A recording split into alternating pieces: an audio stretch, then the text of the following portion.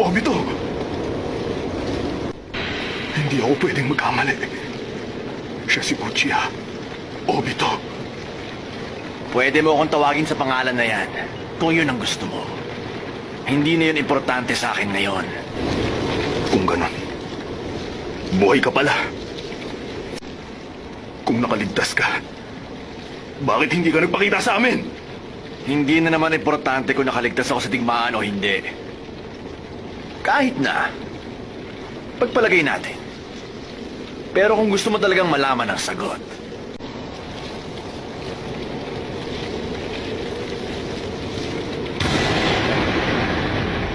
bakit hindi ako nagpakita? Dahil hinayaan mo si Rin na